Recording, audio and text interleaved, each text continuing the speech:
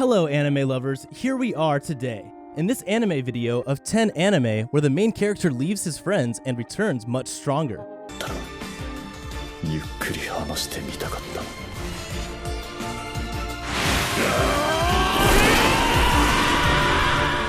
Therefore, we've compiled a well-arranged anime list, which includes epic scenes where a character leaves his friends and returns after becoming a badass and, frankly, overpowered.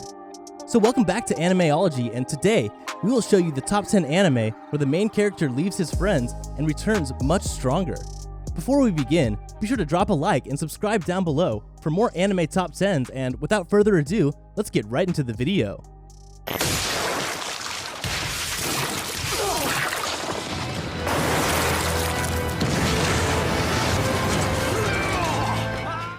Number 10, Ari Fierza.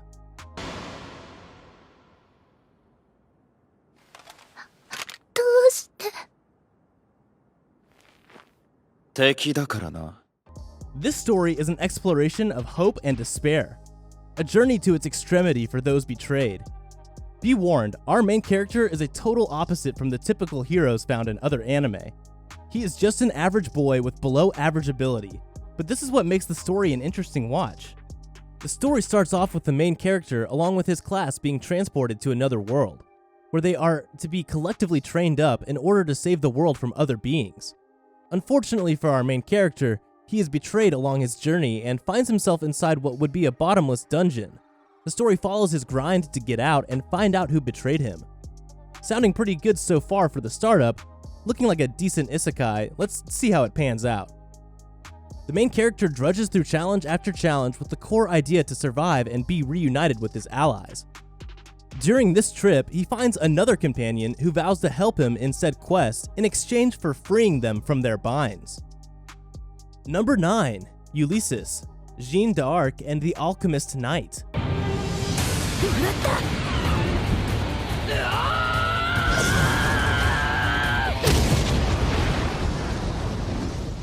Throughout history, there have been individuals who have wielded the power to reshape the destinies of countries.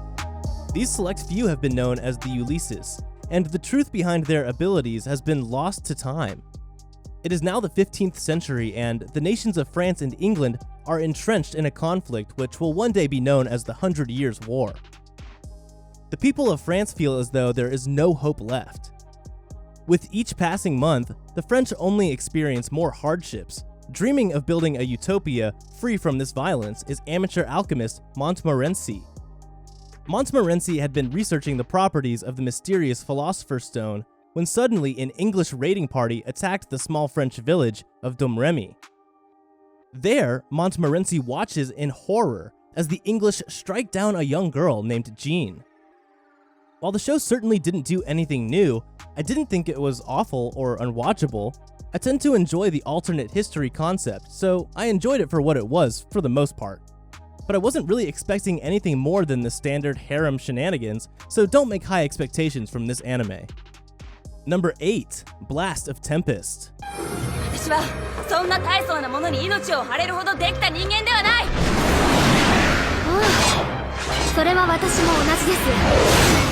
This anime was one of the best that I've ever seen. Whenever I have nothing to watch, I would turn to Blast of the Tempest. The ending was perfect, the storyline was amazing, but the best of all were the characters. One thing that can be said about Blast of Tempest is that it follows a logical premise that manages to feel legitimately inspired, despite its fair share of twists. Even though the story involves magic, the series defines a strong logical framework that both empowers and entraps its characters. Above all, our character's personal history is a major factor in the series. It drives Mikiro on a vengeful path to determine who killed his sister and weighs down Yoshino to the point of near detachment. It is only when these characters are able to accept fate and focus that they are able to allow a tragic event to become the means to a better end, saving the world. Moreover, the past as a general influence is extremely well realized. Events in the past, including Hakatse's imprisonment, Aika's death, and even further, back to the formation of the Tree of Exodus as a means to end the Tree of Genesis's purpose in resetting humanity, are central to the plot. And at number 7, Rainbow.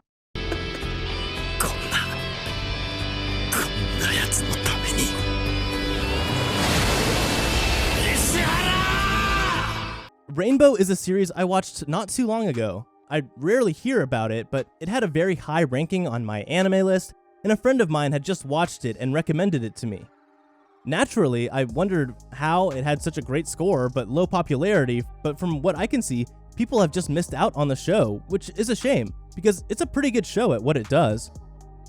The setting is slightly after the loss in World War II, and criminal action among youngsters had become more and more common in Japan.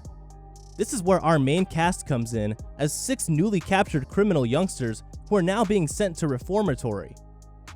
In said reformatory, these youngsters are punished for their crimes and once more lead onto the right path.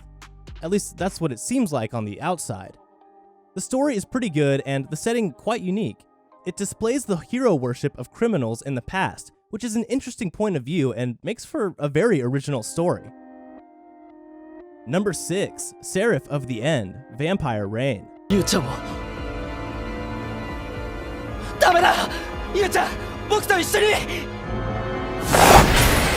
Serif of the End is a post-apocalyptic supernatural shonen anime that follows a young man's search for retribution, all the while battling for friendship and loyalty against seemingly impossible odds. The story isn't all that original, but it does have unique moments. In fact, I think that the story's very entertaining and worth watching. Also, the anime is rather fast-paced. It's not one of those anime that linger on one story or place for like 3 episodes. The story itself was damn interesting. You've got a world where nearly every adult died, and almost all the children were abducted by vampires. It's the story of how one boy manages to escape captivity and manages to fight back alongside the human resistance. It's the makings of a great shonen anime. Definitely an enjoyable series, just don't expect Attack of Titans type stuff. Serif of the End is the quintessential example of a generic anime title. It's a show you've undoubtedly seen many times before, and one you'll continue to encounter way after its time in the limelight is up. At number 5, Aldnoah Zero.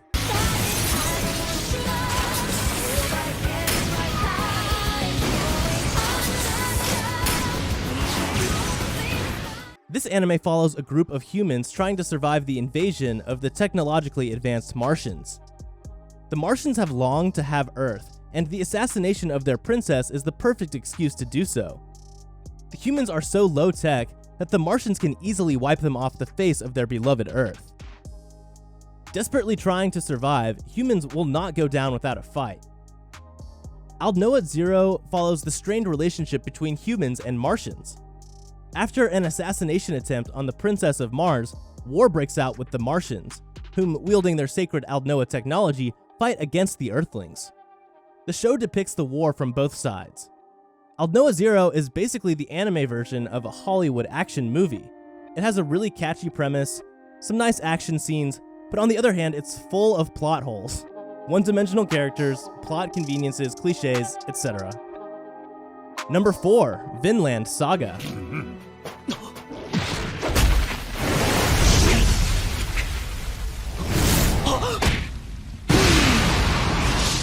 Finland Saga is very engrossing with a rich culture and preaches to the elements of historical fiction.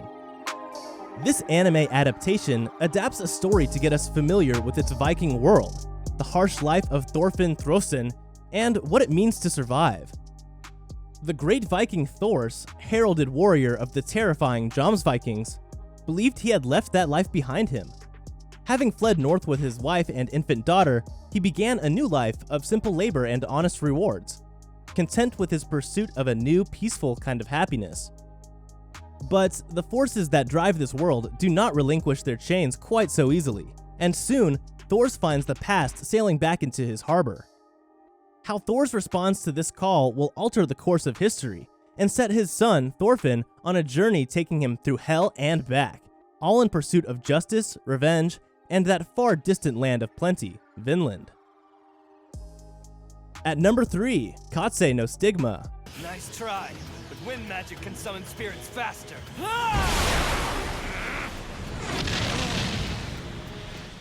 Katsuma Yagami is a user of Fujutsu, the ability to control wind.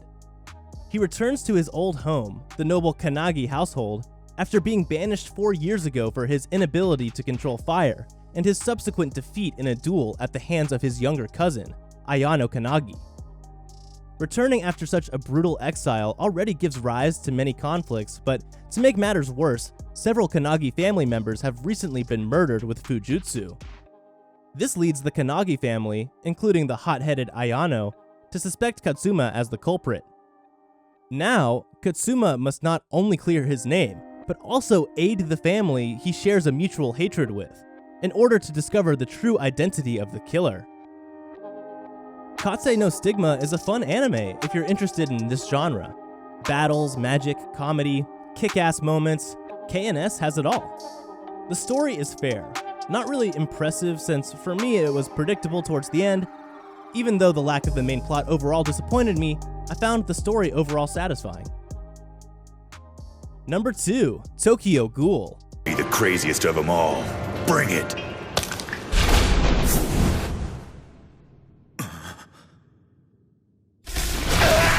Tokyo Ghoul is indeed epic and emotional at times.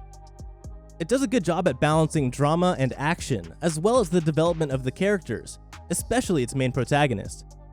It can be a bit violent and bloody at times, but hey, that's what makes it original. The story follows Ken Kaneki, a student who barely survives a deadly encounter with Rise Kamishiro, his date who reveals herself as a ghoul. He is taken to the hospital in critical condition. After recovering, Kaneki discovers that he underwent a surgery that transformed him into a half-ghoul. This was accomplished because some of Rise's organs were transferred into his body, and now, like normal ghouls, he must consume human flesh to survive. Ghouls who manage a coffee shop take him in and teach him to deal with his new life as a half-ghoul. Some of his daily struggles include fitting into the ghoul society, as well as keeping his identity hidden from his human companions, especially from his best friend, Hideyoshi Nagachika. And finally, at number 1, The Rising of the Shield Hero.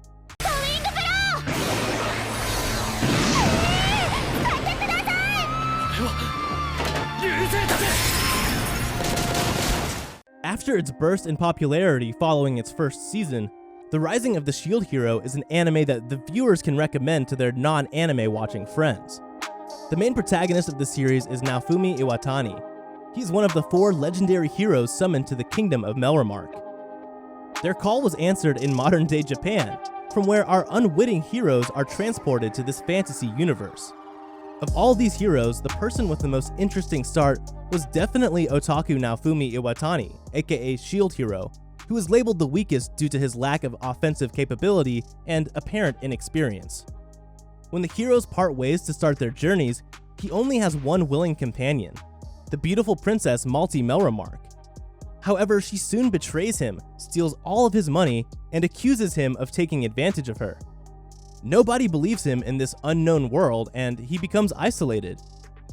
Being labeled a criminal and accused of wrong things, the otaku takes this to heart and begins to go on a path to find retribution and revenge against everyone who did him wrong.